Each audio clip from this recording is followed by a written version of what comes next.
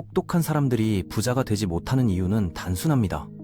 지능과 부는 완전히 다른 게임이거든요. 학교에서 1등 하던 친구들 중에 정작 경제적으로 성공한 사람은 몇 명이나 되죠? 오히려 평범했던 동급생들이 사업해서 돈을 벌고 있는 경우가 훨씬 많습니다. 이건 우연이 아니에요. 똑똑한 사람들에게는 부를 만드는데 방해가 되는 특별한 함정들이 있거든요. 아인슈타인도 상대성 이론부터 시작한 게 아니라 기본적인 호기심과 작은 질문들부터 시작했는데 우리는 왜 처음부터 완벽해야 한다고 생각할까요? 오늘은 왜 머리 좋은 사람들이 정작 돈을 못 버는지 그 숨겨진 이유들을 하나씩 파헤쳐 보겠습니다. 가장 큰 문제는 똑똑한 사람들이 완벽주의에 빠진다는 겁니다. 뭔가 시작하려고 하면 처음부터 완벽한 계획을 세우려고 하죠. 사업 아이디어가 떠오르면 바로 글로벌 브랜드, 완벽한 앱, 거대한 론칭을 상상해버립니다. 그리고 실제 첫 번째 해야 할 일을 보면 이것뿐이야? 이런 작은 일이라며 실망하게 되거든요. 에베레스트를 오르고 싶으면서 집 앞 계단도 오르기 싫어하는 것과 똑같습니다. 유튜브 채널을 시작하려고 하면 처음부터 스튜디오 조명, 전문 편집자, 넷플릭스급 콘텐츠를 계획하죠. 하지만 실제로는 그냥 핸드폰으로 찍어서 올리면 되는데 말이에요. 이런 완벽주의는 어디서 나오는 걸까요? 학교 시스템이 만든 부작용입니다. 학교에서는 완벽한 답안지가 100점을 받았거든요. 틀린 답은 틀렸고 맞은 답은 맞았어요. 흑백 논리가 명확했죠. 그런데 현실 세계는 전혀 다릅니다. 70점짜리 아이디어를 바로 실행하는 사람이 90점짜리 아이디어를 완벽하게 준비하는 사람보다 훨씬 앞서가거든요. 왜냐하면 70점짜리 아이디어도 시장에 내놓으면 피드백을 받고 계속 개선되기 때문이에요. 실리콘밸리에 유명한 격언이 있습니다. 돈 is better than perfect죠. 완벽한 것보다 완성된 게 낫다는 뜻이에요. 페이스북도 처음에는 그냥 대학생들 사진 보는 사이트였어요. 지금의 메타를 상상하면서 만든 게 아니거든요.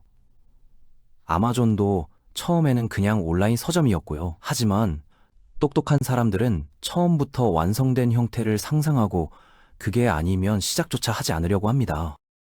더 문제인 건 이런 완벽주의가 지능이 높을수록 더 심해진다는 거예요. 큰 그림을 볼 수 있는 능력 때문에 첫걸음이 너무 초라해 보이거든요. 마치 영화 예고편을 보는 것 같아요. 드라마틱한 음악, 슬로우 모션 장면, 헬리콥터 촬영까지 상상하죠. 그런데 실제 첫걸음은 이거야? 정말? 라는 생각이 들 만큼 평범합니다. 온라인 쇼핑몰을 만들고 싶다고 해보세요. 똑똑한 사람은 바로 결제 시스템, 인벤토리 관리, 고객 서비스, 마케팅 전략을 모두 완벽하게 갖춘 시스템을 상상해요. 하지만 진짜 필요한 첫걸음은 뭘까요? 상품 하나를 인스타그램에 올리고 직거래로 팔아보는 거예요. 그게 전부거든요. 근데 이런 초보적인 방법은 당신의 지능을 모독하는 것처럼 느껴지죠. 블로그를 시작하고 싶어하는 사람도 마찬가지예요. 처음부터 SEO 최적화, 완벽한 디자인, 전문적인 사진, 체계적인 콘텐츠 계획을 세우려고 해요. 하지만 진짜 필요한 건 그냥 네이버 블로그에 글 하나 써보는 거거든요. 근데 그게 진짜 블로거가 할 일 같지 않다고 생각하죠. 이런 완벽주의의 가장 큰 문제는 실행을 계속 미룬다는 거예요. 아직 준비가 안 됐어. 더 공부해야 해.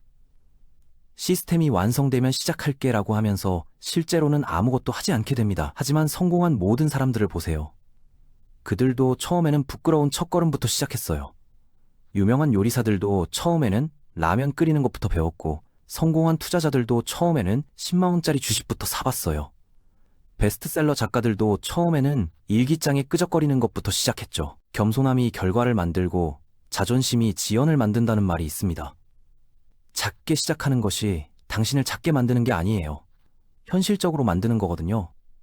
상상만 하는 사람이 아니라 실제로 움직이는 사람으로 만드는 겁니다. 작은 시작이 모멘텀을 만들어내고 그 모멘텀은 지능보다 훨씬 강력해요. 모멘텀은 당신의 큰 비전에 관심 없어요. 그냥 당신이 움직이고 있다는 사실에만 관심이 있거든요. 두 번째 함정은 동기부여를 기다린다는 겁니다. 똑똑한 사람들은 감정이 따라와야 행동한다고 생각해요. 완벽한 기분, 완벽한 날, 완벽한 에너지를 기다리죠. 하지만 현실은 정반대입니다. 행동이 먼저고 동기는 나중에 따라오는 거거든요. 성공한 사람들도 매일 아침 가슴에 불꽃이 타오르며 일어나는 게 아니에요. 그냥 움직이기 시작하면 자연스럽게 동기가 생기는 겁니다. 방 한 구석을 정리하면 갑자기 더 정리하고 싶어지고 이메일 하나를 보내면 다음 이메일이 쉬워지죠. 하지만 똑똑한 사람들은 지금은 때가 아니야 라는 그럴듯한 핑계를 계속 만들어냅니다. 이게 왜 문제가 되는지 자세히 살펴보겠습니다. 똑똑한 사람들은 논리적이거든요. 그래서 이 아이디어가 좋다면 나도 흥미를 느껴야 맞지 않나? 라고 생각해요. 감정과 목표가 일치해야 한다고 믿죠. 하지만 인간은 그렇게 설계되지 않았습니다. 세상에서 가장 성공한 사람들도 매일 폭죽이 터지는 기분으로 하루를 시작하지 않아요. 모멘텀이라는 게 있습니다. 이건 아주 미묘하지만 강력한 힘이에요. 하기 싫었던 일을 하나 했을 때 일어나는 작은 변화거든요. 운동하러 헬스장 가기 싫었는데 억지로 갔더니 막상 가니까 운동하고 싶어지는 것. 청소하기 싫었는데 세면대 하나만 닦았더니 욕실 전체를 청소하고 싶어지는 것 말이에요. 이게 바로 모멘텀의 힘입니다. 일을 가볍게 만들어주거든요. 반대로 기다리는 것은 일을 무겁게 만들어요. 하루 미루면 내일은 더 하기 싫어지고 일주일 미루면 그 일이 거대한 산처럼 느껴집니다. 똑똑한 사람들의 문제는 시작하지 않는 이유를 너무 논리적으로 만들어낸다는 거예요. 지금은 적당한 시기가 아니야. 더 명확해져야 해. 올바른 감정 상태가 되어야 해. 모든 조건이 완벽하게 맞아떨어질 때까지 기다려야 해. 라고 자신에게 말하죠. 하지만 현실은 그렇게 돌아가지 않습니다. 스케줄이 완벽하게 맞아떨어지는 경우는 거의 없고 에너지가 명령에 따라 최고조에 달하는 경우도 드물어요. 준비가 완벽한 선물처럼 도착하는 경우도 거의 없거든요. 그렇게 하루가 지나고 몇 주가 지나고 몇 달이 지나도 당신의 마음은 계속 준비 중이라고 속삭입니다. 하지만 행동 없는 준비는 그냥 세련된 핑계일 뿐이에요. 여기서 숨겨진 진실이 있습니다. 동기부여는 믿을 수가 없어요. 당신의 목표에 관심 없고 시간에 맞춰 나타나지도 않고 당신의 야망을 존중하지도 않습니다. 하지만 모멘텀은 다르거든요. 모멘텀은 작은 일 하나로도 만들어져요. 너무 작아서 별 의미 없어 보이는 일 말이에요. 하지만 모든 것은 작은 것에서 시작됩니다. 구체적인 예를 들어볼게요. 소설을 쓰고 싶다고 해보세요. 똑똑한 사람은 완벽한 플롯, 깊이 있는 캐릭터, 문학적 가치를 모두 갖춘 작품을 상상합니다. 그리고 영감이 떠오르기를 완벽한 문장이 머릿속에서 완성되기를 기다리죠. 하지만 실제 소설가들은 어떻게 할까요? 그냥 오늘은 한 문단만 써보자라고 시작해요. 그 한 문단이 형편없어도 상관없어요. 일단 쓰기 시작하면 다음 문단이 보이기 시작하거든요. 온라인 비즈니스를 시작하고 싶다고 해보세요. 동기가 생기기를 기다리는 사람은 오늘은 기분이 안 나네, 내일 해야겠다 라고 하루하루 미룹니다. 하지만 모멘텀을 이해하는 사람은 기분이 안 나지만 상품 사진 한 장만 찍어보자 라고 해요.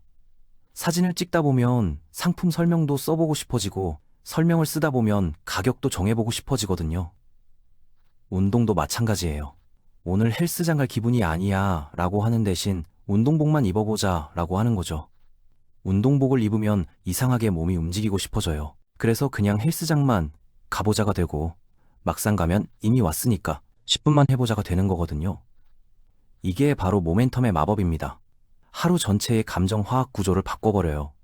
다음 단계에 대한 저항을 낮춰주고 완벽한 기분을 기다리는 악순환을 끊어버리죠. 세 번째는 어려워야 가치 있다고 생각하는 겁니다. 학교에서는 어려운 문제를 풀수록 점수가 높았죠. 그래서 쉬운 일은 의심하게 됩니다. 이렇게 간단한 게 성공할 리 없어 라고 생각하면서 복잡하고 어려운 방법만 찾으려고 해요.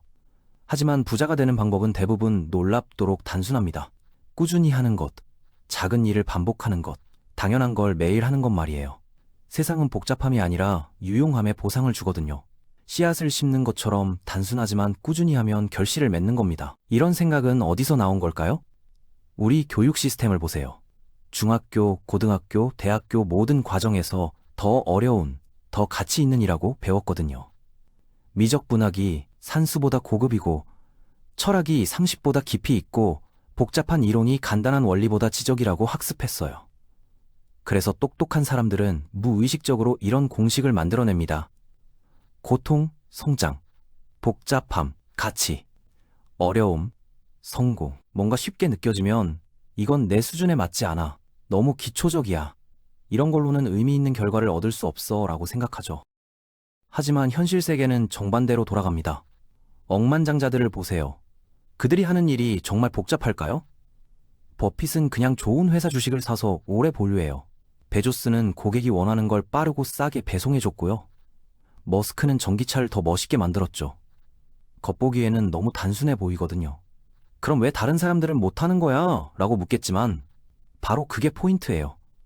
대부분의 사람들이 이렇게 간단할 리 없어 라고 생각하면서 더 복잡한 방법을 찾으려고 하거든요. 그 사이에 간단한 방법을 꾸준히 실행하는 사람들이 앞서가는 거죠. 유튜브로 돈을 버는 사람들을 생각해 보세요. 복잡한 영상 이론이나 고급 촬영 기술을 아는 사람들이 성공할까요? 아니에요. 그냥 사람들이 궁금해하는 것에 대해 매일 영상을 올리는 사람들이 성공해요. 요리, 게임, 일상 브이로그, 강아지 영상 이런 것들 말이에요. 온라인으로 물건 파는 사람들도 마찬가지예요. 복잡한 마케팅 이론보다는 그냥 좋은 상품을 찾아서 사람들에게 소개하고 빠르게 배송해주는 게 전부거든요. 하지만 똑똑한 사람들은 이건 너무 뻔한 것 아니야? 라고 생각하면서 더 혁신적이고 복잡한 방법을 찾으려고 해요. 심지어 투자도 마찬가지예요. 가장 안전하고 수익성 높은 투자 방법은 뭘까요? 인덱스 펀드에 매월 일정 금액을 넣는 거예요. 너무 지루하죠? 똑똑한 사람들은 이런 단순한 방법을 무시하고 복잡한 차트 분석, 고급 투자 이론, 옵션 거래 같은 것들을 배우려고 해요. 여기서 가장 아이러니한 게 뭔지 아세요? 어려운 일을 할 수 있는 능력 때문에 정작 쉬운 일을 놓친다는 거예요. 당신이 어려운 문제를 풀 수 있다고 해서 모든 문제가 어려워야 하는 건 아니거든요. 오히려 가장 큰 기회들은 다른 사람들이 너무 쉬워 보여서 무시하는 곳에 숨어 있어요. 블로그로 돈을 버는 사람들을 보세요. 고급 문학 이론이나 철학적 사고를 다루는 블로그가 돈을 많이 벌까요? 아니에요. 맛집 추천, 육아 팁, 운동 방법, 이런 일상적인 주제를 다루는 블로그들이 훨씬 수익이 높거든요. 이게 바로 세상의 원리예요. 세상은 난이도가 아니라 도움이 되는 정도의 보상을 줍니다. 사람들이 필요로 하는 것, 문제를 해결해 주는 것, 삶을 편리하게 만들어주는 것에 돈을 지불하거든요. 그럼 당신의 지능은 쓸모없는 걸까요? 절대 그렇지 않아요.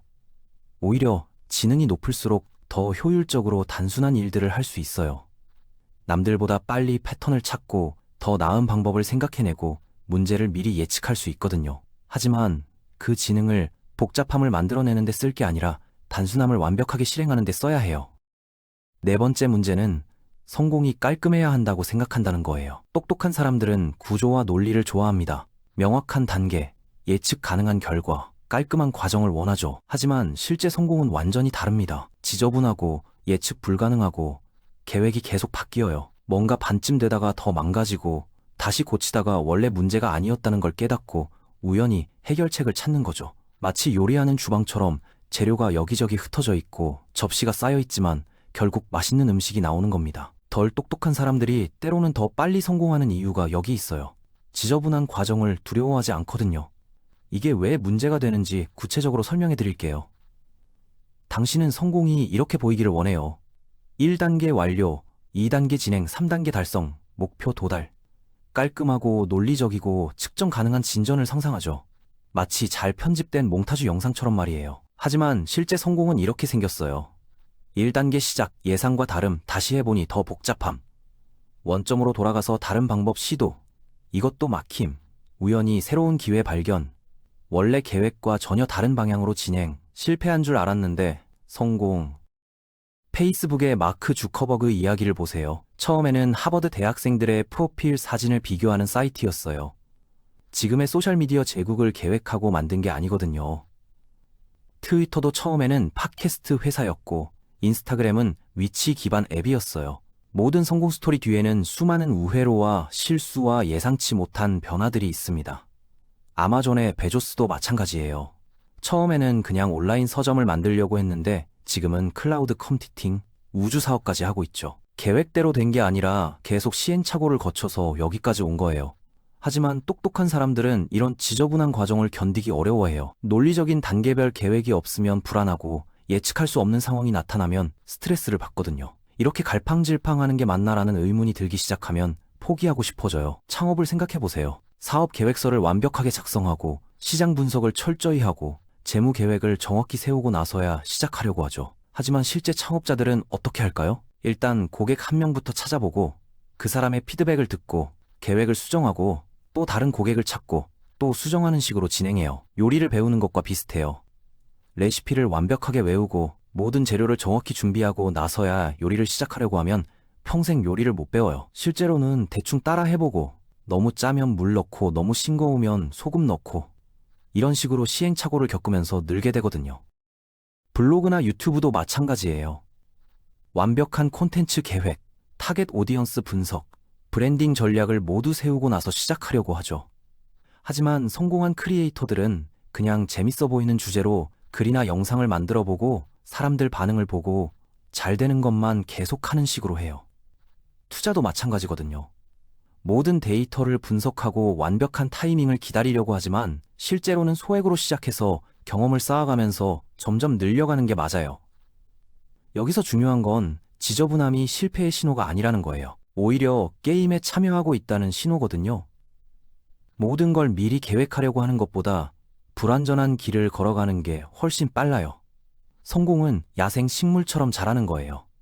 완벽하게 대칭인 나무가 아니라 이상하게 구부러지고 꺾이면서도 계속 자라나는 식물 말이에요.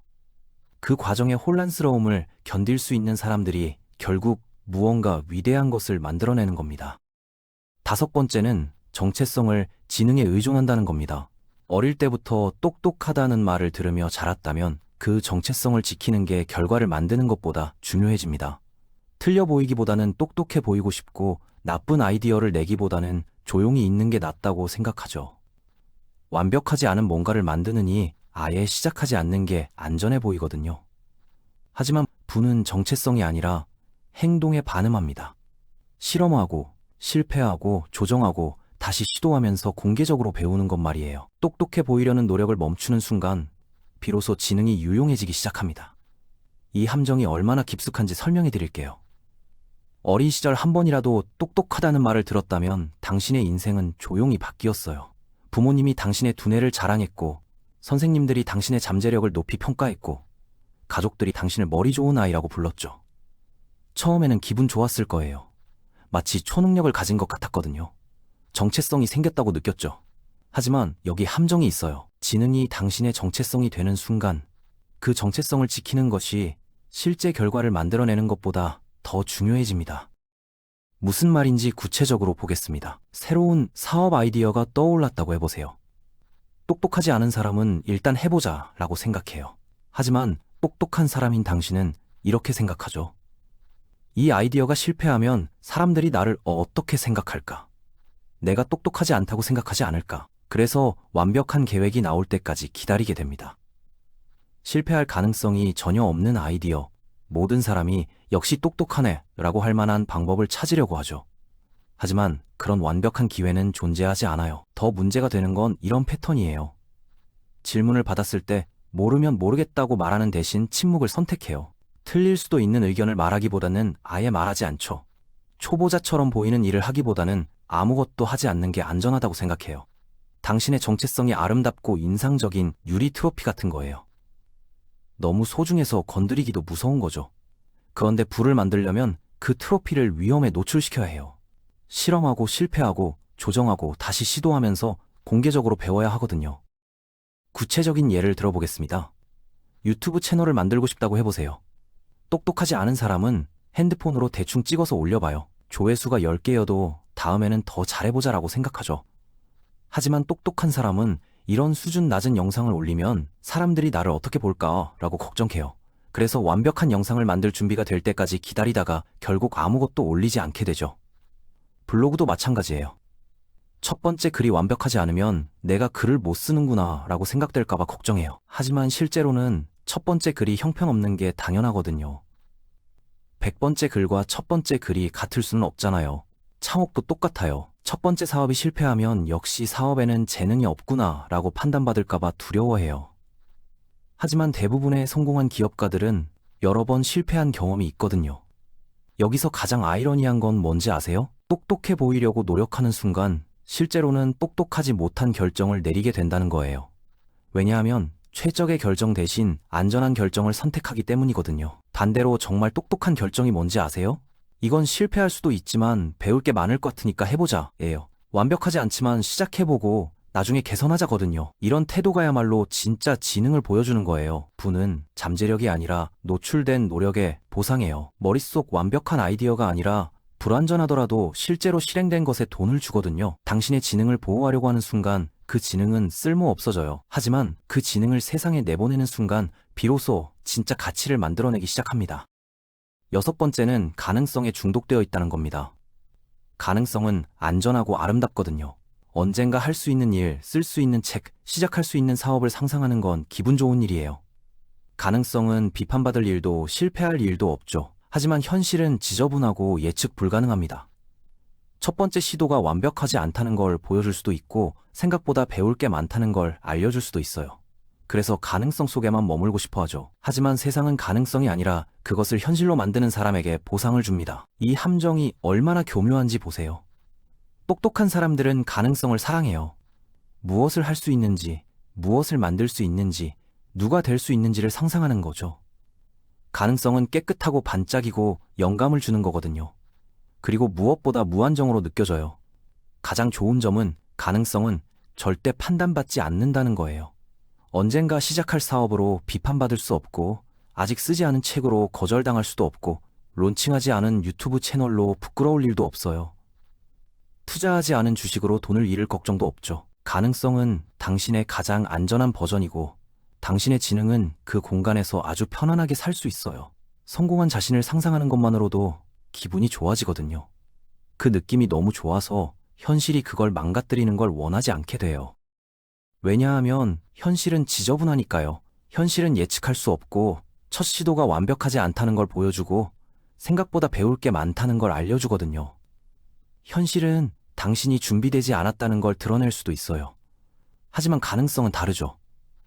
가능성은 당신이 놀랍고 유능하고 대단한 일을 할 운명이라고 속삭여요. 그리고 그걸 증명할 필요는 전혀 없다고 하죠. 그래서 똑똑한 사람들이 자주 빠지는 패턴이 있어요.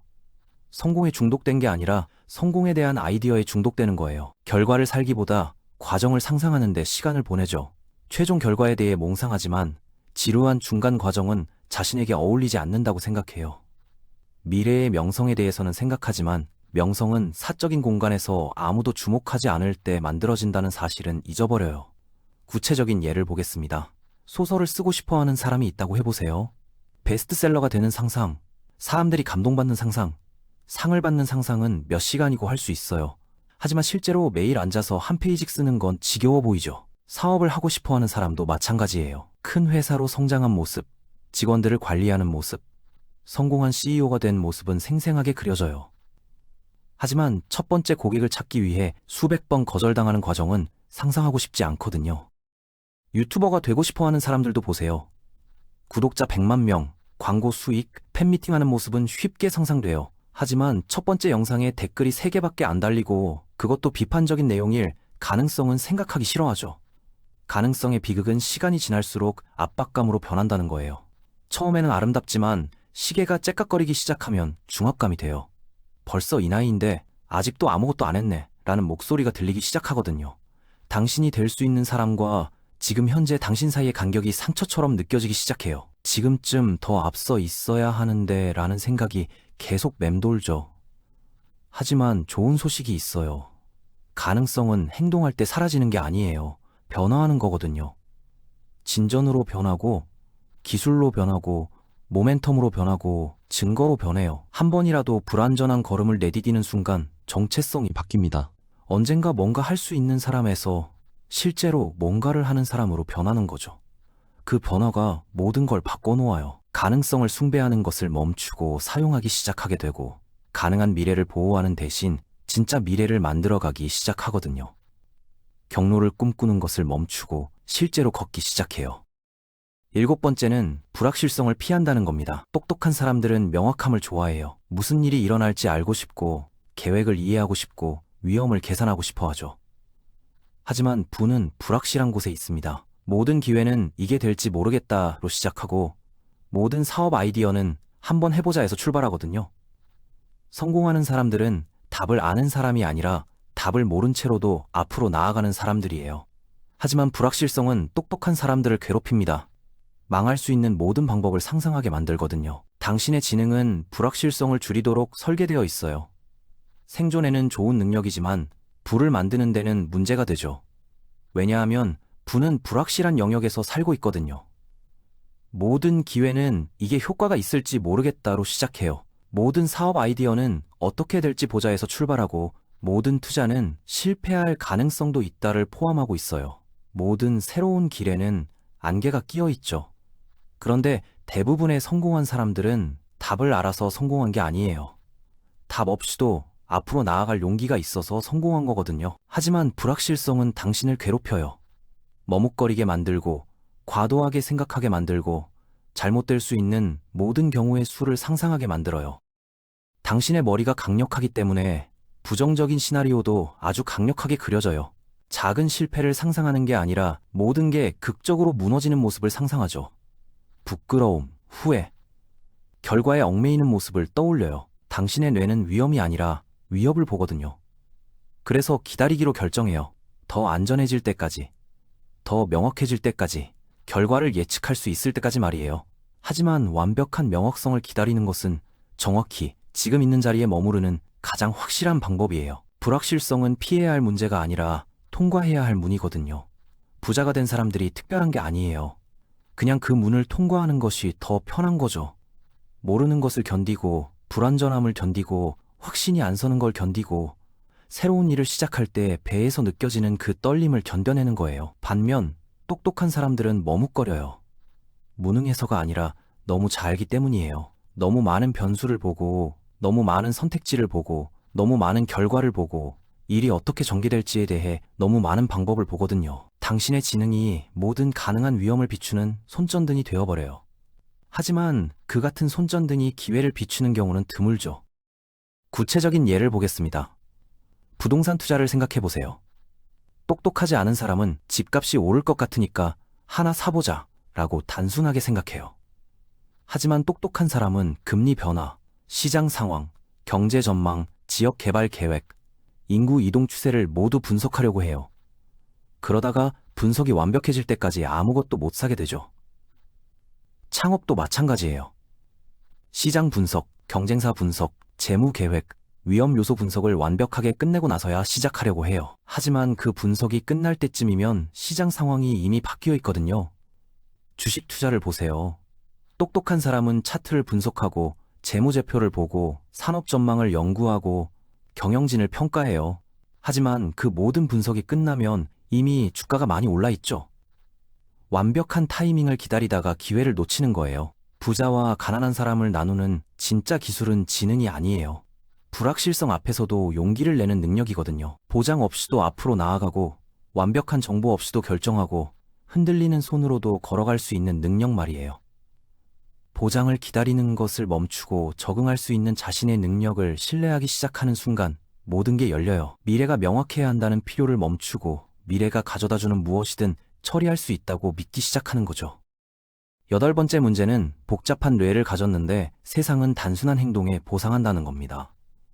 당신의 머리는 패턴과 연결점, 가능성을 보는 강력한 기계예요. 깊게 생각하고 빠르게 분석하고 다른 사람들이 놓치는 해결책을 찾아내죠. 하지만 세상은 복잡함이 아니라 실행에 보상을 줍니다. 간단한 행동을 반복하는 것, 꾸준함, 나타나는 것 말이에요. 당신의 뇌는 의자 하나면 되는 상황에서 걸작을 디자인하려고 합니다. 모든 게 존재하기도 전에 최적화하려고 하고 첫걸음을 떼기 전에 전체 여정을 계획하려고 하죠. 여기서 아이러니가 발생해요. 당신의 뇌는 놀라운 기계예요. 대부분의 사람들이 놓치는 패턴과 연결점과 가능성들을 보거든요. 깊이 있게 생각하고 빠르게 분석하고 다른 사람들이 어떻게 그런 생각을 했지? 라고 할 만한 해결책을 찾아내죠. 그런데 세상은 복잡함에 보상하지 않아요. 실행에, 일관성에, 나타나는 것에 보상하거든요. 간단한 행동을 반복적으로 하는 사람들한테 말이에요.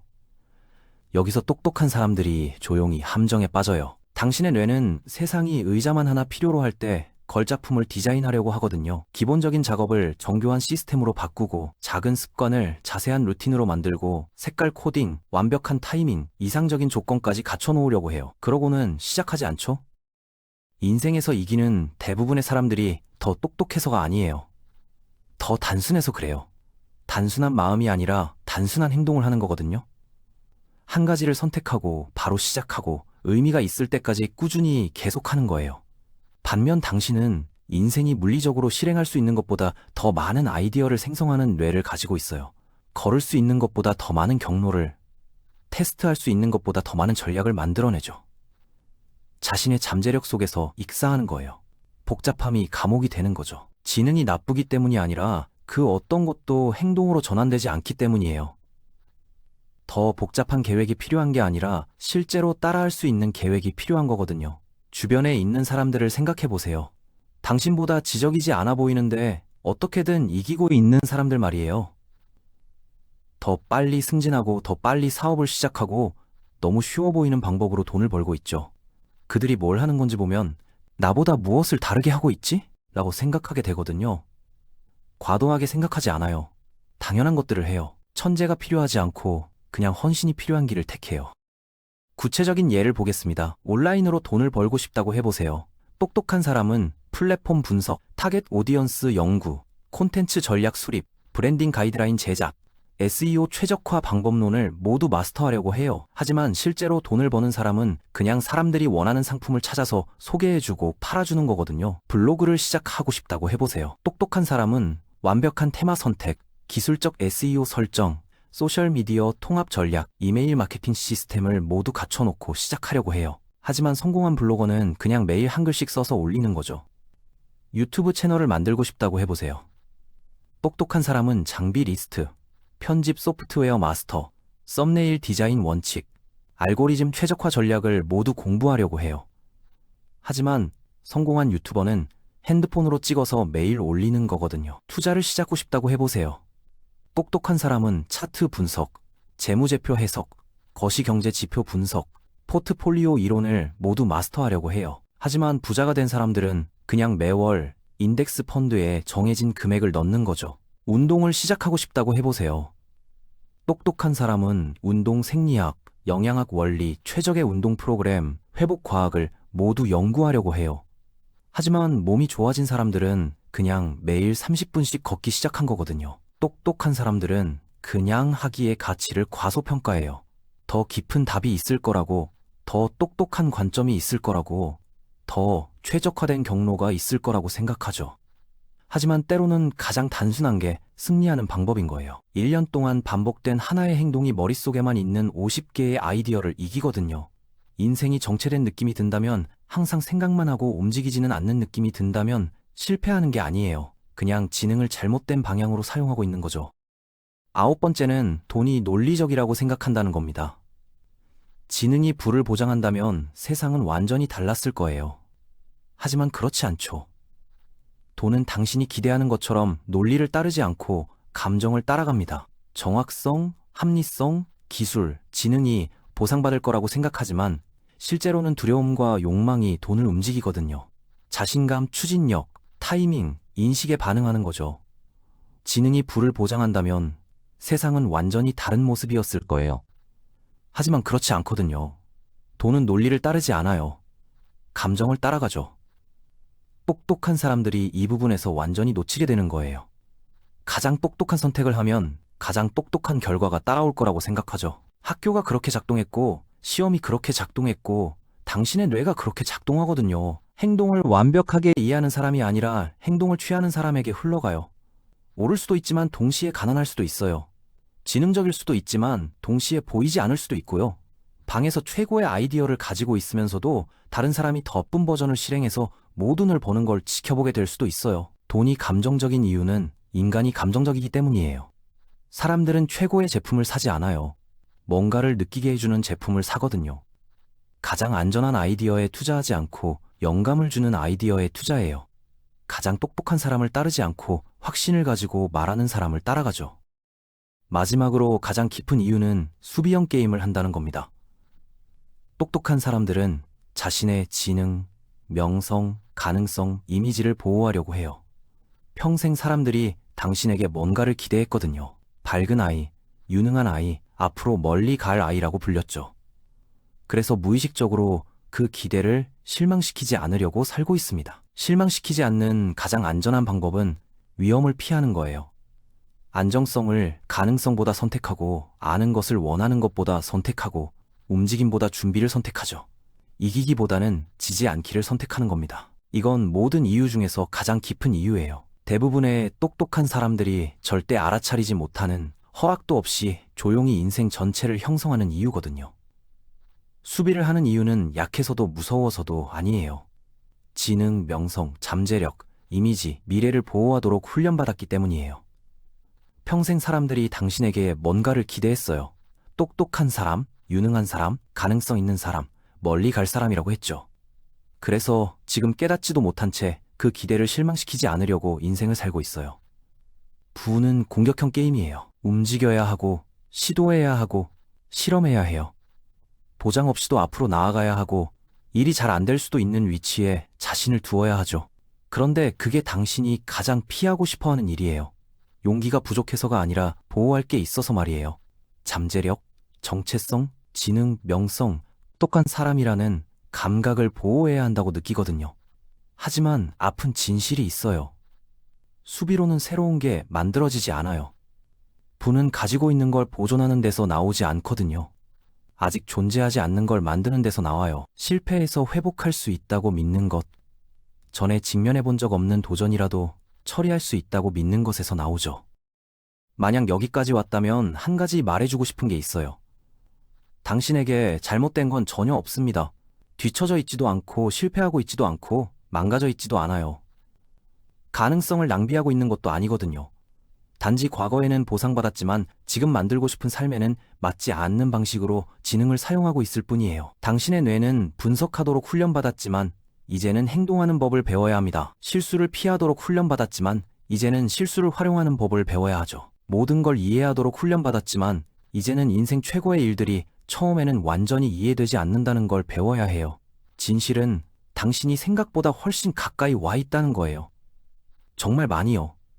인생은 극적인 돌파구를 기다리는 게 아니라 작은 변화를 기다리고 있어요. 과도한 생각에서 움직임으로, 자신을 보호하는 것에서 표현하는 것으로, 기다리는 것에서 시작하는 것으로, 의도에서 실행으로, 수비에서 공격으로 말이에요. 이 세상에서 누군가가 좋아, 시작할게 라고 결정하기 전까지는 아무것도 현실이 되지 않거든요. 그리고 당신은 조용히 시작해도 되고, 완벽하지 않게 시작해도 되고, 무섭고 불확실하고 혼란스러우면서도 준비가 안 된 채로 시작해도 됩니다. 사실 모든 사람이 그렇게 시작하거든요. 스스로를 믿으라고 말하는 게 아니에요. 스스로를 테스트해보라는 거죠. 왜냐하면 아주 조금의 일관된 행동이 당신에게 어떤 변화를 가져다 주는지 보는 순간 당신의 자신감은 희망하는 것에서 실제로 느끼는 것으로 바뀔 거거든요. 그리고 그 느낌이 모든 걸 바꿔놓습니다. 가기 전에 이걸 생각해 보세요. 당신의 다음 챕터가 어떤 모습이었으면 좋겠는지를 설명하는 단어가 하나 있다면 그게 뭘까요? 그 단어를 기억해 두세요. 왜냐하면 그 단어는 그냥 소원이 아니거든요. 방향이에요. 그리고 그 방향으로 걷기 시작하면 당신의 지능이 짐이 되는 걸 멈추고 원래 의도된 대로 장점이 되기 시작해요. 당신의 미래는 더 똑똑한 버전의 당신을 기다리고 있지 않아요. 더 용감한 버전의 당신을 기다리고 있어요. 그리고 그 버전의 당신은 이미 여기 있어요. 이미 깨어있고 이미 시작할 준비가 되어 있거든요.